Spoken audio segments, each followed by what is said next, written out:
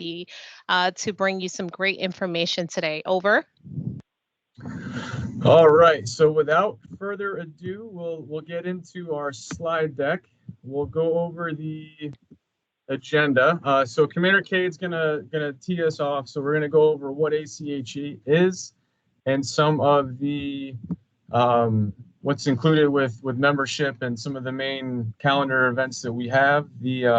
And then discuss more specifically why it would be advantageous for our clinical leaders, our physicians, to join. And then I'll circle back afterwards with speaking about the fellow program for ACHE, and then the structure we have within Navy Medicine at having our own regent and what the Regents Advisory Council does on our behalf of our members. Want to discuss our disclosures. So the standard Navy Medicine disclosure, the views expressed in our presentation are not those of Navy Medicine, they're of the authors, and they do not reflect the official position of the Department of the Navy, DoD, nor the U.S. government. Neither Commander Cade or myself are compensated by ACHE for the work we do with the Regents Advisory Council, nor is any member of the Advisory Council.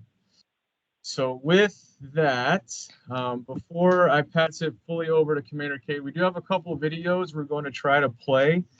We have troubleshot the sound as best we can. They do have closed captioning. And as we roll along, at least you'll have the links once the slide decks are sent out. But with that, I'll pass it over to Commander Cade, and I will stand by as the guy moving slides. Over. Okay, perfect. Thank you, Lieutenant Commander Roberts. Again, thank you so much for participating in this review of ACHE. Currently, you see before you the Surgeon General's campaign plan, along with a line of efforts. So individually, we'll go through each one of them, starting with the first one, a delivery of expeditionary medicine systems known as XMED. However, the overall goal is to increase sailor and marine deployability and provide robust, quality healthcare and patient safety and programs across the naval force while recruiting and retaining Navy medicine shipmates. So this is the blueprint currently right now for success. Utilizing this process to establish the alignment with the Surgeon General goals is what ACHE brings to the table, along with people, platform, performance, and power, and allowing us to regain our lethality and survivability with warfighter readiness. So a commitment to professional development is what ACHE brings across all four of the Surgeon General's line of efforts. Next slide, please. What is ACHE? So once we're done with this, I'll have Ed go ahead and click the video. But currently we have over 48,000 members across 72 chapters, and that includes local chapters as well. Currently we have over 8,000 fellows, 900 Navy medicine members, and 70 local chapters. Now, in regards to the Board of Governors, there's only 12 with 6 networks within our AOR with over 100 regents, to include Network 6, which is the Uniformed Services of Veteran Affairs. So what does ACHE do? What's the mission? The overall mission is to advance leaders in the fields of healthcare leadership and excellence. So it allows you to strive to be better than just your average leader. Currently in military medicine, we support the alignment of the Surgeon General goals, but this brings into a higher level of professionalism circled around the vision, the mission, and the values. So what's the vision? Advancing healthcare to improve healthcare outcomes, practicing patient safety. The mission is to advance the members for healthcare leadership excellence. So that brings in the Get Real, Get Better initiative, and how we can do that, owning your mistakes, but also committing to advanced learning. And then when we get to the terms of values, integrity, which is huge with Navy medicine, and lifelong learning, but not to forget about diversity, equity, and inclusion. So overall, this will allow you to be a part of something greater. Approximately 1 year ago, I joined ACHE, and I was facing very strenuous amount of obstacles within my current rank. And so what that did for me is it allowed me to seek out mentors, guidance, diversity among the profession, military medicine, along with civilian medicine, to be able to advance my professional level of development. So what that has done for me. I'm currently preparing to practice for the Board of Governors exam with their new requirements. I'm delayed just a few, but the goal is to get there. However, what I'm saying is it's so worth the opportunity if you're looking to be a part of something greater with lifelong learning, leadership, and diversity and inclusion, but at the same time, maximizing operational and warfighter readiness, then this is the place for you. Can you play the video, Ed? Thank you. Yes, ma'am. I will work to pull this off.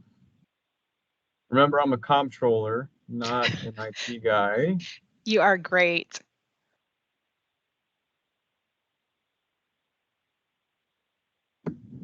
Window, here we go. Okay.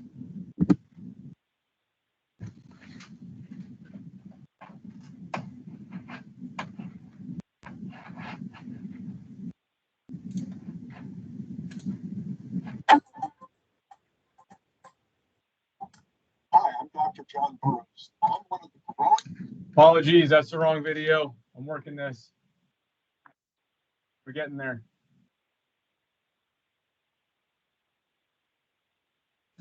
Okay.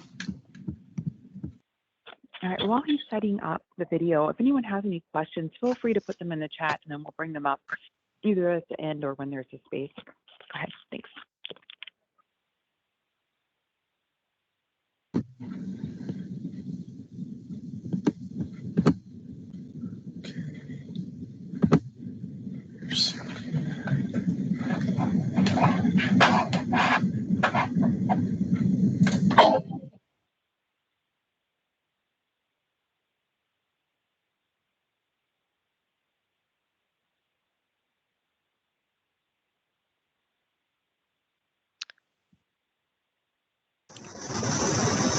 Commander Robert, there's no sound. Over. Copy. There is there's some, it's just a musical interlude. Luckily the video is about 2 minutes long. Sorry about the sound issue. I think it worked on a couple computers when we checked it yesterday.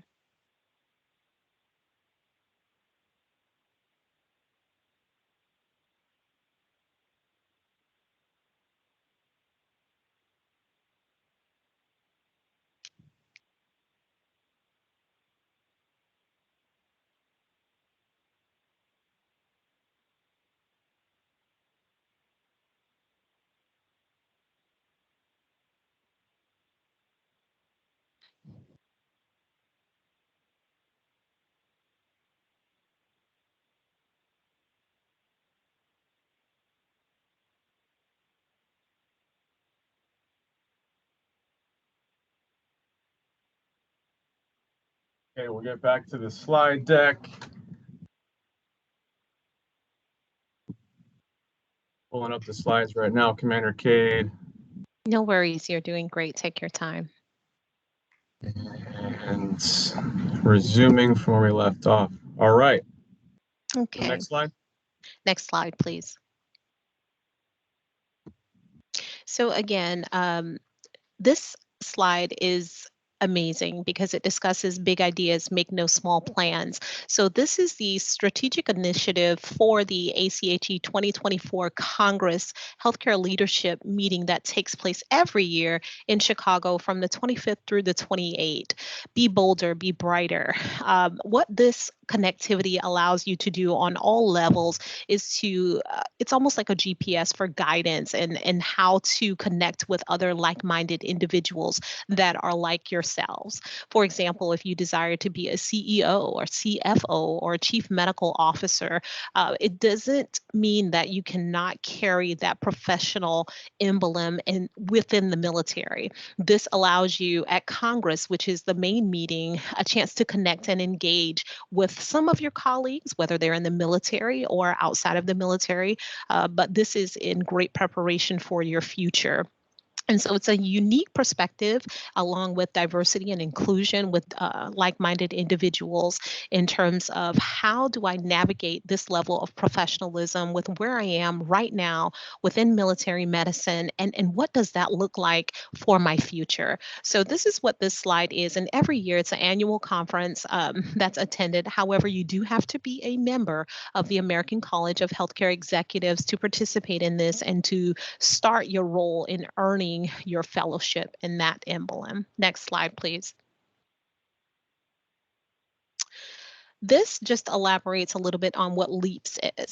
So LEAPS stands for the Louis E. Angelo Professional Symposium. And this is a part of Congress every year, but this is like the military perspective of it. However, it's used to govern military medicine in terms of the executive team. And you will meet that information shortly from Lieutenant Commander Edwards. But big ideas, big plans, great leap forwards, that's our strategic initiative. So that's like our North Star in terms of military information.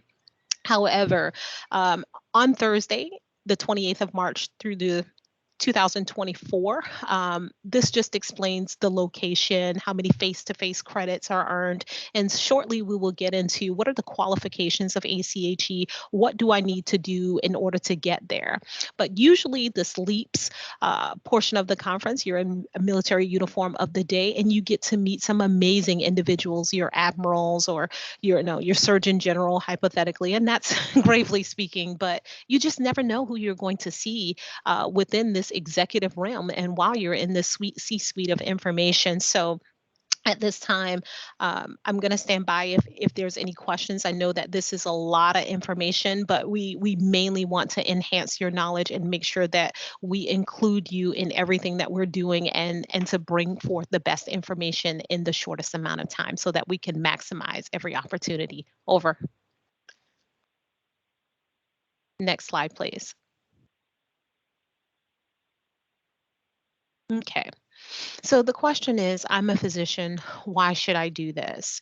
If you are looking for a greater opportunity to enhance your skill set, say for example, I've had 12 plus years within the military and I'm feeling stuck or I'm capable of more, why should I join this? It's a network of opportunity to collaborate with other leaders on such a strategic level. And day-to-day activities may not accommodate that. However, if you're looking for a mentor in every stage of the corps, nurse corps, medical service corps, medical corps, this is an opportunity for you. If you are looking for a future opportunity to advance your career, take it to the next level. Remember, networking is not just simply about you as a person, but it's connecting with other members who are already there, trusted partners who can guide you through some of the challenges that you face. And that's one thing about this prestigious gold standard FACHE credential. It's signing off that I am a member of the healthcare management team. I know how to run it, I know how to operate it, and I know how to sell it. So that's what we're doing today. Just keep in mind, I have no bonuses. I don't get paid for this or anything like that. But we just want you to feel our excitement on why you should do this. And then the CMEs, it will help you to earn that gold standard. Next slide, please.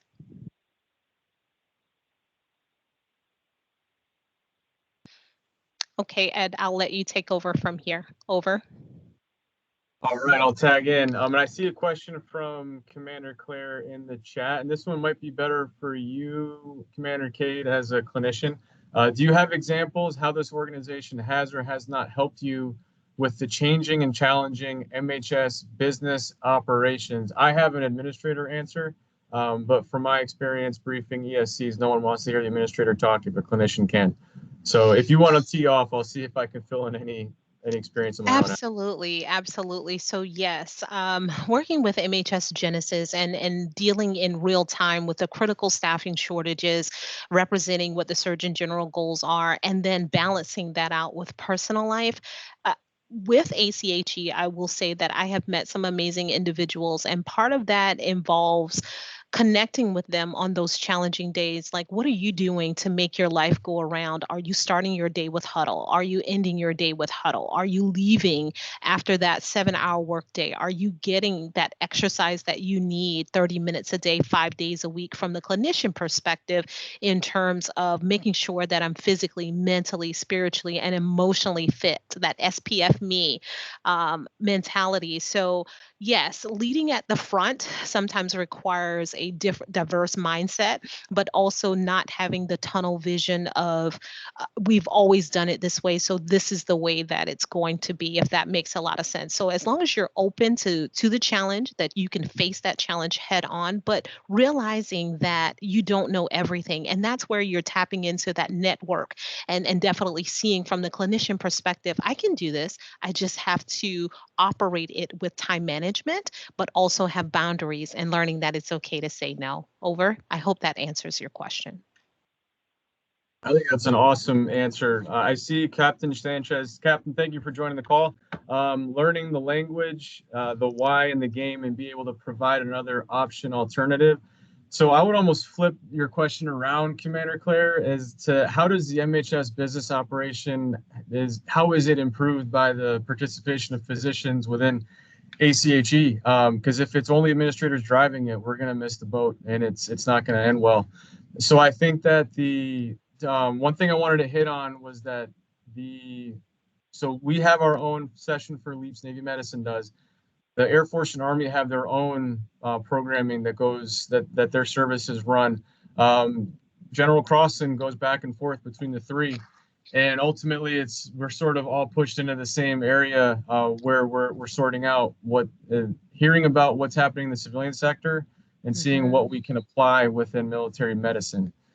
So I'll circle back to that. It was definitely a chance to let everyone know we've got the Air Force and Army there as well. What we have on the screen is the physician leadership sessions at Congress. So if as one example, it's a busy slide, but Congress typically, so it kicks off on Monday morning, but this is a Sunday boot camp offering that ACHE provides targeted specifically at physician leadership. So there's quite a big cadre of physician leaders that are welcomed in. And this next slide goes even further. So when you go to ache.org, if you scroll to the middle of the homepage, there are 9 positions listed. You can see on the slide that there's more jobs listed here through their job center. But of the front 9, 5 of them are, as I was telling Commander Cade, you as physicians are qualified for those jobs, not myself. So it's important to keep in mind that though this is an administrator-driven organization, at least at its roots, it's driving towards the healthcare executive as far more than just administrators. So let me pause there in case anyone has any questions. I do appreciate questions coming in as we roll. We'll have plenty of time at the end, but as we go is a good thing too. And it's great to see another former shipmate, Captain Cusick, on here. Hello, sir. So I'll roll on to the next one. So I'll pause for my background. I've been an ACHE member since before I commissioned. I went to graduate school at George Washington University, which feels like forever ago, graduating in 2012. But I joined as a student. And that's a pretty common pathway for administrators coming through. It's an established understanding that this is an organization that we should be involved with. Certainly launching, it's a great network to tap into for finding your first job or your second job. But there's value added at whatever stage of your career you're in. So it's been fun. I think I've been to Congress 3 times, twice with the Navy and once as a student. So it's a great chance. It's fun to see how it's shifted over the years with the different interaction with the military health system. And it's a great way to stay current. My favorite part of Congress last year was hearing the chatter about artificial intelligence and how we're going to weave that in to the American health system writ large as we move into the future. And the nursing shortage that kind of impacts all of us day to day. And certainly the MHS, it's a problem for the rest of the healthcare system. So if you weren't tracking that was a very clear place to have that hammered over our head was at Congress last year. So without further ado, the fellow of ACHE. I know Captain Cusick's a fellow. I earned my credential right before I came out here to Naples 2 years ago.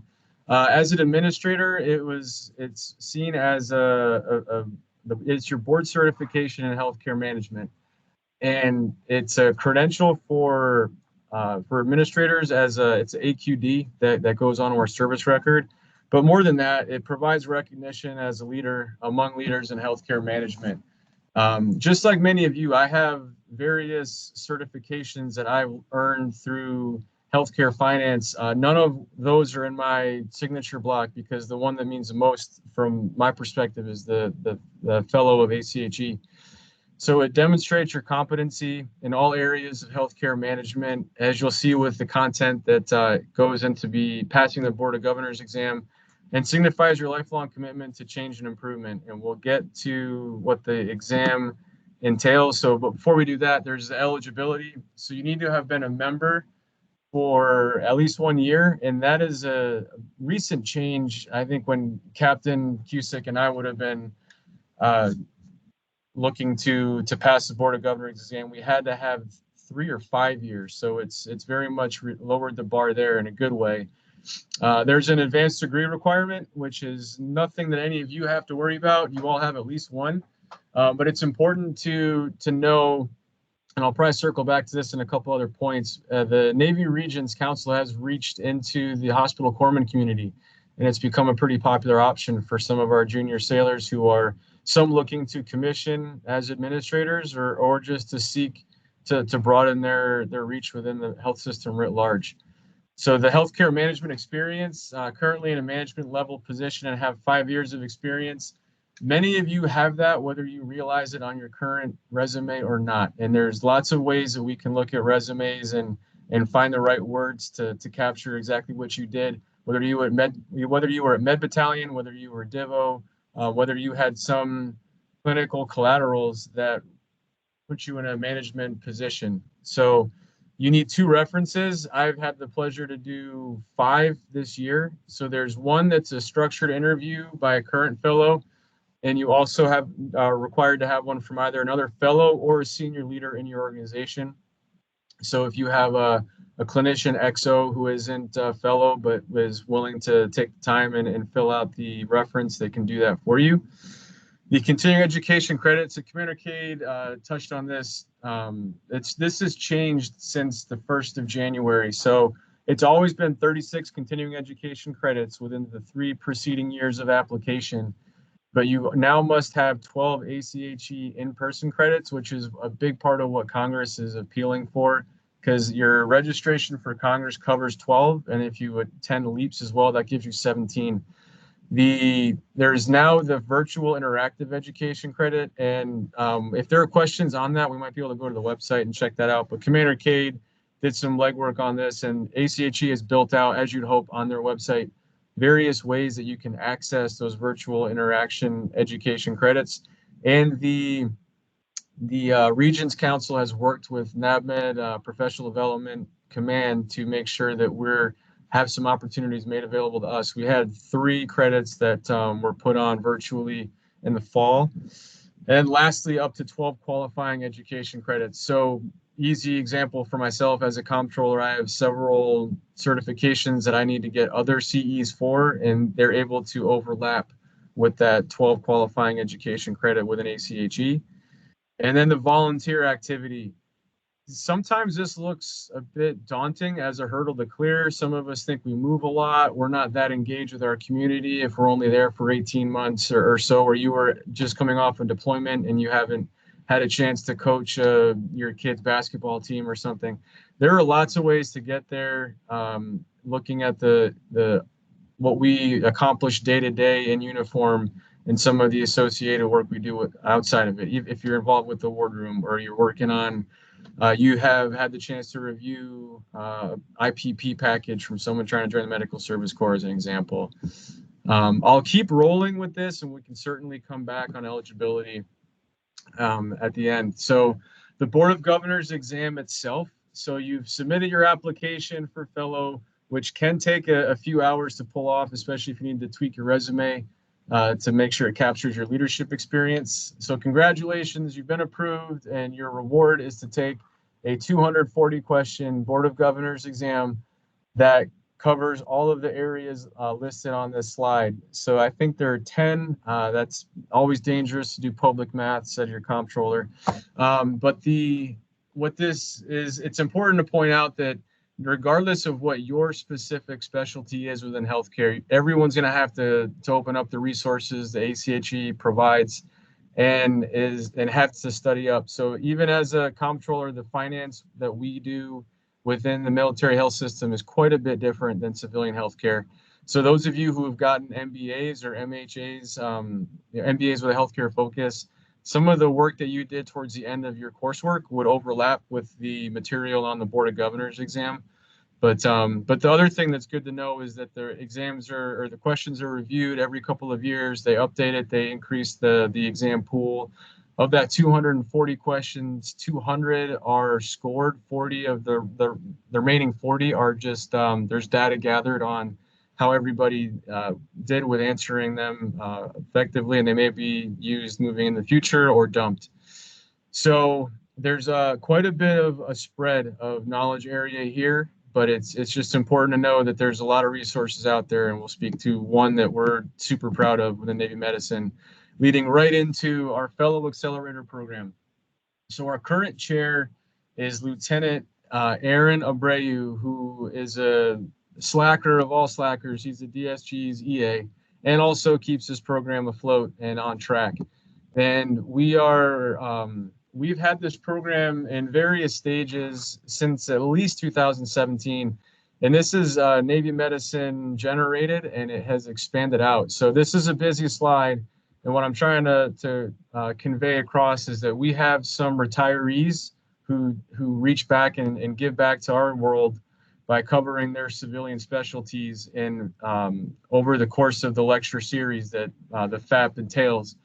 So ACHE itself puts on fellow preparation courses for the Board of Governors exam. And there are a variety of experts who weigh in and go through some practice questions and the various knowledge that's required of a certain area within the test. We have our own homegrown experts who brief out on slide decks that we have tweaked and updated over the years, changed as laws changed and policies shifted. And we've got a great a variety of experts who join the fight for us, and there are 2 cohorts that we push through each year. One wrapped up in the fall, and 7 of the folks who completed the fall 2023 course passed the exam. And there's another group that will be starting up soon after Congress wraps up. I think they're going to start early May, and we can pass more information for anyone interested on that. The last thing we wanted to speak to was the structure within the Regents Advisory Council. So Lieutenant Commander Rich Bly took over as Regent about a year ago from Commander Eugene Smith, who I want to credit back with getting the Fellow Accelerator program really off the ground and giving it the teeth that it now has. And Commander Bly will be the Regent for a total of 3 years. So he works with an executive group that we have here. So we have a treasurer, a vice president, a secretary, representing all skill sets and specialties of the Medical Service Corps. These are all administrators. One thing I want to point out is that Rich Bly and Megan Hinton are Pommies. So if anyone had an initial thought, like I've had over the years, that this really feels more like DHA work, Rich can eloquently speak to how this is super relevant operationally, and Commander Cade did a great job of that as well.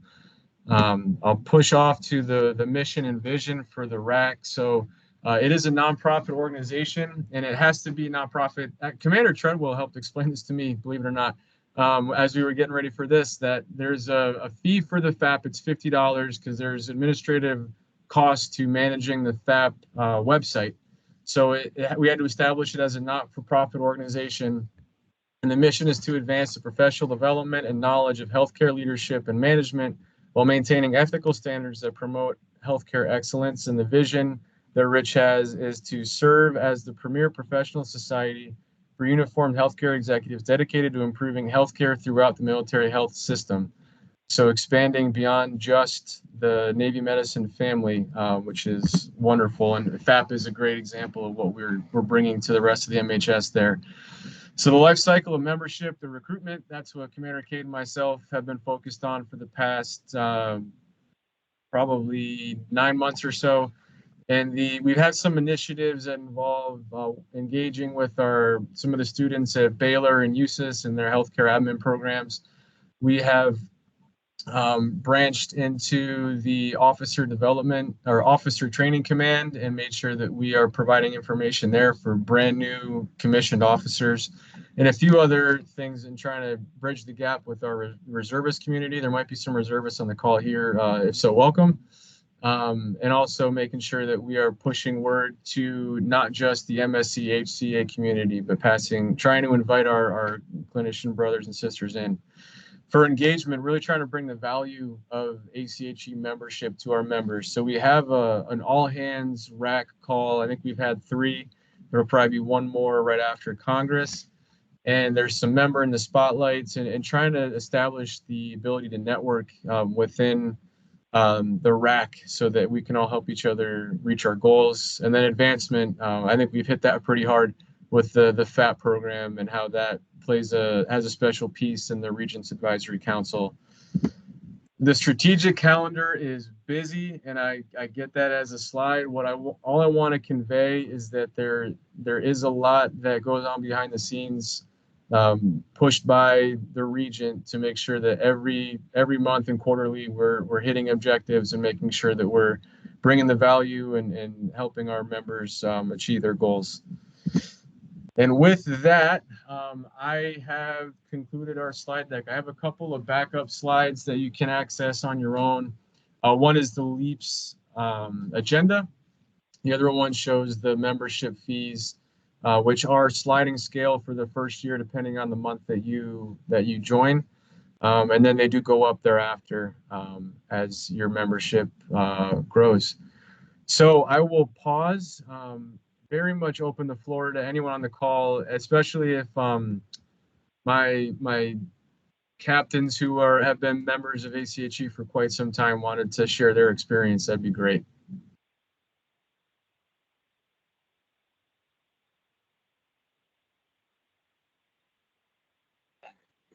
All right. Any questions before we start? Captain, go ahead. I want to make a note. Go right ahead. I'll wait.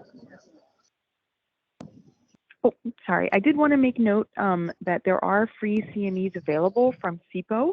And so that isn't a resource that DHA has for all of us as well. Okay, go ahead, Captain. Yeah, great job, Ed and team. Very proud of what you've done there. Glad that you joined and have taken a leadership on this. I have found the organization, the ACHE, to be fabulous source of knowledge and continuing education. Really level sets the whole getting between clinician and administrator. Very useful throughout. Sorry, it's Mardi Gras here in New Orleans, so it's kind of noisy here.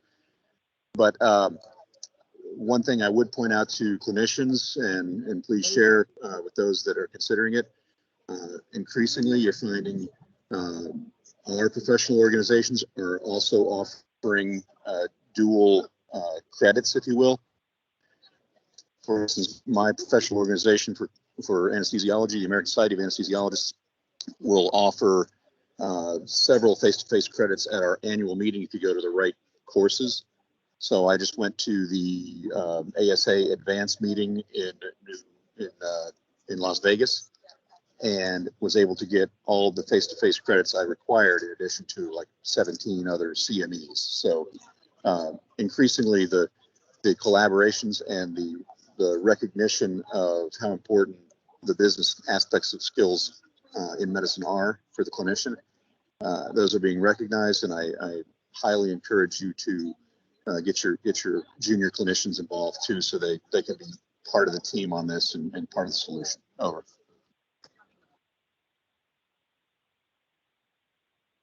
Thank you for sir. that. that was great presentation. I appreciate all the comments and agree with everyone. And so I wanted to just foot stomp as well that I've been in probably almost 10 years now. I'm still working on my fellow, but we'll get there. But I have found this very valuable to understand the climate that we're in and to help make our system work better, because you had that question about MHS business operations.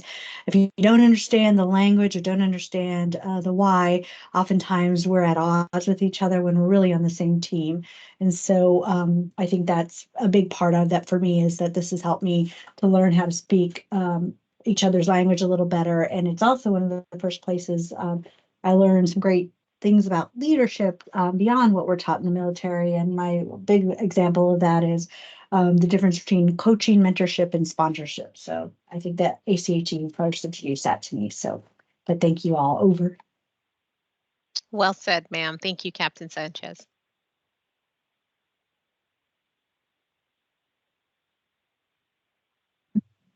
I've got a question that I discussed with Commander Treadwell and Commander Cade yesterday, and it involved enrolling to take the Board of Governors exam in Chicago while in attendance at Congress.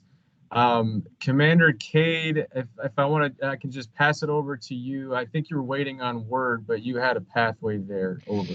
Yes, so you definitely, if you decide to take the Board of Governors exam while at Congress, it is free, but you do have to apply for it with a timeline designated to that. However, they recently added the additional credits from the virtual interactive education events. However, they're not. And unfortunately, this took me by surprise too. They are not waiving any form of FACHE requirements, including tenure. So they are really solid with being a member for 1 year. So if you do want to join the American College of Healthcare Executives, I highly encourage you to do it sooner rather than later, because literally when you log into the American College of Healthcare Executives website, you can create a tracker. It allows you to track the time that you literally joined. And from there is literally 1 year. But with the new virtual interactive education, yes, I will have to gain an additional 15 credits and prior to being able to sit for that exam. But on a great note, she also told me that there is an exam waiver opportunity this spring.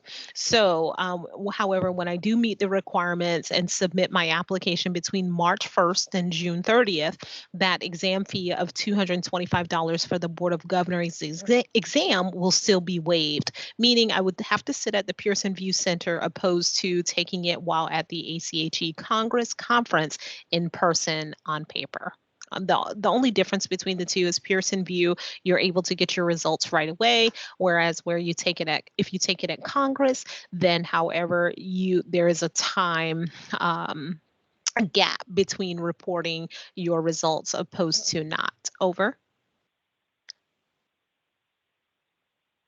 That's perfect. Thank you. A couple of notes I was jotting down earlier too. So the data call for attending Congress usually pushes out during the first quarter of the fiscal year. Usually DFAs or the senior MSc at a command is the belly button for that.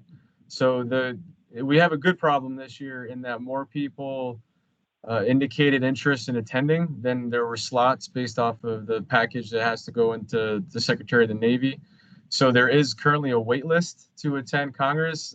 Years past, it was a bit more loose in that if a command submitted 5 names, but 2 of them fell out after the initial package was due, the command could just slot in 2 other people.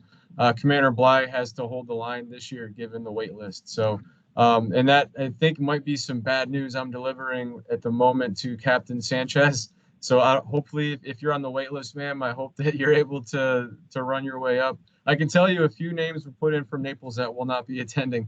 So hopefully that's it to your advantage. Over. I appreciate it. No, thank you, though. I definitely appreciate want other folks to get to experience it. Thanks.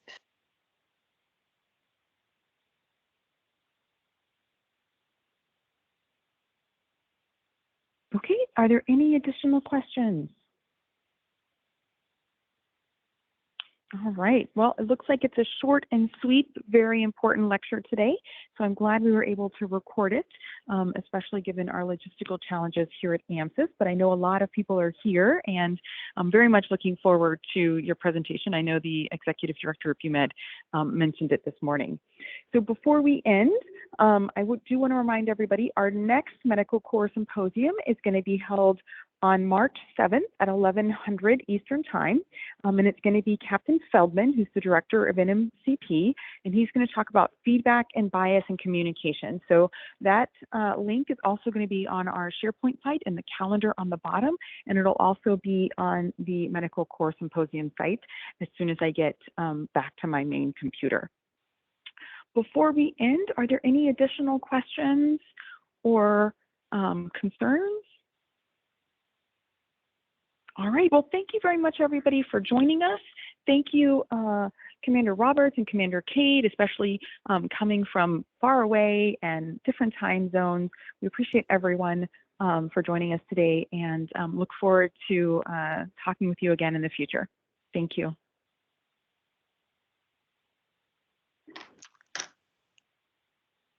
Thank you. Okay, you can go ahead and unrecord.